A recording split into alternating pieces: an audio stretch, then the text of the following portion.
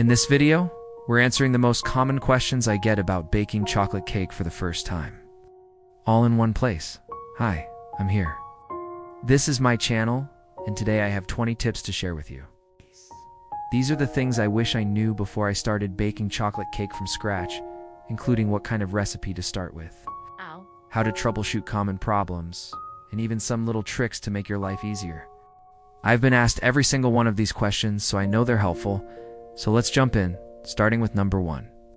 So the very first tip is choose the right recipe. Look for one that says easy, beginner, or one bowl. You want to start off on the right foot with a recipe that isn't too complicated. And since you're looking for a chocolate cake, the recipe should include cocoa powder, because that's going to give you that distinct chocolate flavor that you're really looking for. Cocoa powder is different from chocolate bars, as they do not work interchangeably. A good beginner recipe is going to use just a few additional ingredients beyond the cocoa powder, like flour, eggs, sugar, and oil. Once you get those basics down, you can get fancier. But I recommend starting easy. Tip no. 2 is quality ingredients make a big difference. Yes, there's a difference between brands of cocoa powder, and it matters. Look for Dutch processed cocoa if you want a richer, less acidic flavor in your cake. But even if you stick with regular cocoa powder, it's important to use fresh eggs, especially when it comes to baking. The fresher the egg, the better it will rise and emulsify in your batter, giving you a lighter, fluffier crumb. Also, use pure vanilla extract. That 1 little teaspoon packs a ton of flavor into your cake. And finally, quality chocolate does make a difference, even in the simplest of recipes. Tip no. 3 is measure accurately, no guesswork. Baking is like science. Everything needs to be measured accurately, so that you get the right texture and structure in your final cake. So don't try to guess when measuring ingredients. Use measuring cups and a kitchen scale. Tip no. 4 is don't overmix your batter. This is such a common mistake that often results in a dense, rubbery cake. Once you add all of your ingredients to the bowl, mix on low speed just until the dry ingredients are incorporated. Lumps are okay. Tip no. 5 is room temperature ingredients are key. Use eggs, butter, and milk that have been sitting out at room temperature for about an hour. This will help them mix evenly and rise properly in your cake batter. Tip number 6 is always preheat your oven. It might seem obvious, but it's really important to preheat your oven to the correct temperature. Usually 350 degrees Fahrenheit or 180 degrees Celsius. Don't put your batter into a cold oven. It can wreak havoc on your final result. Tip number 7 is use the right cake pan.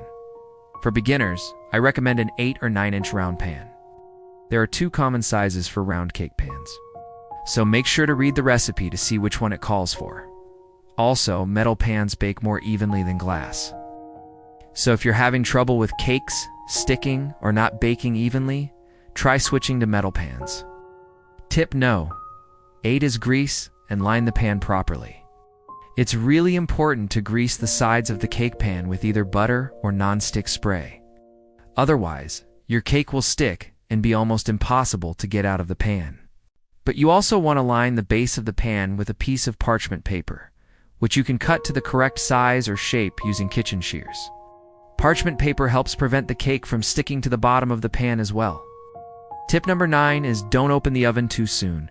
Resist the urge to open the oven door in the first 2/3 of the baking time. All that heat will escape and could cause your cake to collapse. Only open the oven door once 75% of the baking time has passed. Tip number 10 is use the toothpick test to see if it's done.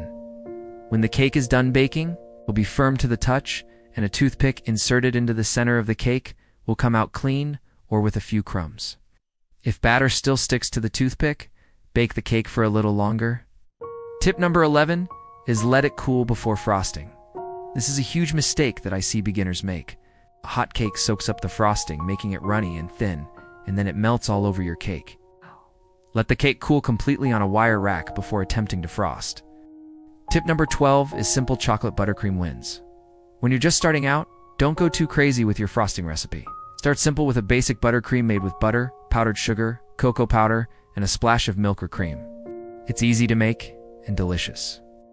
Tip number 13 is sift dry ingredients for a smoother batter. Sifting your dry ingredients like flour, cocoa powder, and baking soda removes any clumps and ensures that everything is nice and fine before mixing. This will give you a smoother batter and a better texture in your final cake. Tip number 14 is don't skip the salt. I know it seems weird to put salt in something that's supposed to be sweet, but a tiny amount of salt really enhances the natural richness of the chocolate and balances the sweetness, so don't skip it. Tip number 15 is oil vs. butter in cake batter. Using oil instead of butter in your cake batter will result in a moister, softer crumb. However, butter adds richness and flavor. Many chocolate cake recipes use a combination of both. Tip number 16 is add boiling water or hot coffee. Some chocolate cake recipes call for boiling water or hot coffee to be added to the dry ingredients before adding the wet ingredients. This is called blooming the cocoa. Basically, it intensifies the chocolate flavor by opening up the cocoa particles. This is especially common in rich chocolate cakes like Devil's Food Cake. Tip number 17 is frosting can be as simple or fancy as you want. When you're just getting started, keep your frosting simple. It's just a basic chocolate buttercream will do the trick.